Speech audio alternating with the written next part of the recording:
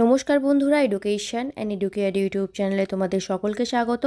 আমি সুমিতা। আমি আমার ইউটিউব চ্যানেলটিতে এডুকেশন বিষয়টি নিয়ে ক্লাস করাই। তোমরা যারা আমার চ্যানেলে নতুন তারা আমার চ্যানেলটি অবশ্যই সাবস্ক্রাইব করবে।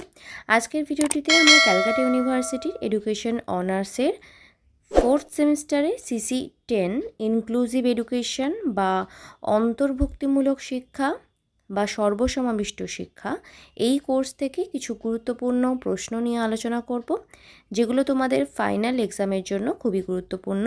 4th সেমিস্টারে তোমাদের ফাইনাল যে এক্সাম হবে সেই এক্সামের জন্য এই প্রশ্নগুলো খুবই গুরুত্বপূর্ণ। এই প্রশ্নগুলোকে তোমরা সাজেশন হিসাবে রেডি করলে আশা করছি এখান থেকে তোমরা কোয়েশ্চেন কমন পেয়ে যাবে। CC8 এবং CC9-এর সাজেশনের ভিডিও আমি অলরেডি দিয়ে দিয়েছি। তোমরা যারা এখনও দেখোনি তারা আমার চ্যানেলের প্লেলিস্টে গিয়ে অবশ্যই দেখে নেবে। এছাড়া টেলিগ্রাম গ্রুপে আমি PDF দিয়ে দিয়েছি, কোয়েশ্চেনের PDF। টেলিগ্রাম গ্রুপে জয়েন হয়েও তোমরা PDF কালেক্ট করে নিতে পারো। টেলিগ্রাম গ্রুপের লিঙ্ক এই ভিডিওর ডেসক্রিপশন বক্সে তোমরা পেয়ে যাবে।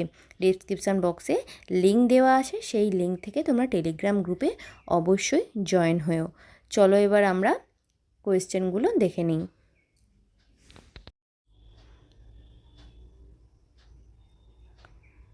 এডুকেশন অনার্সে CC10-এর জন্য 10 মার্কসের জন্য তোমরা যে সমস্ত প্রশ্নগুলো রেডি করবে সেগুলো হচ্ছে: অন্তর্ভুক্তিমূলক সমাজ বলতে কী বোঝো?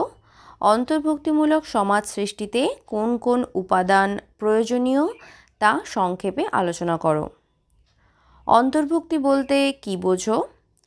অন্তর্ভুক্তিমূলক সমাজের সংক্ষিপ্ত বর্ণনা দাও। শিক্ষায় বহির্ভূতকরণের ধারণাটি আলোচনা করো। সেরিব্রাল পালসি কী? সেরিব্রাল পালসি আক্রান্ত শিশুদের নির্দিষ্ট সমস্যাগুলি লেখো। শিখন অক্ষমতা বলতে কী বোঝো? শিখন অক্ষমতার প্রকারভেদগুলি লেখো। দৃষ্টি প্রতিবন্ধকতার সংজ্ঞা দাও। দৃষ্টি প্রতিবন্ধকতার কারণগুলি লেখো। শিক্ষা হলো সামাজিক অন্তর্ভুক্তিকরণের প্রধান হাতিয়ার, ব্যাখ্যা করো। শিক্ষায় সমসুযোগের জন্য গৃহীত বিভিন্ন কর্মসূচিগুলি সংক্ষেপে লেখো। অন্তর্ভুক্তিমূলক সমাজ গঠনে অপ্রথাগত সংস্থাগুলির ভূমিকা সংক্ষেপে লেখো।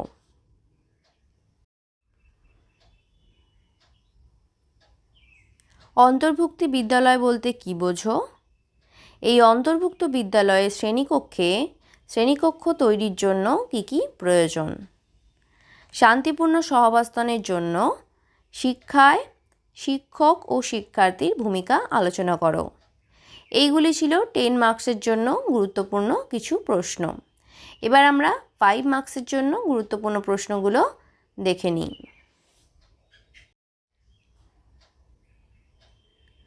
5 মার্কসের প্রশ্নগুলো হলো: অন্তর্ভুক্তিকরণের ধারণাটি দাও।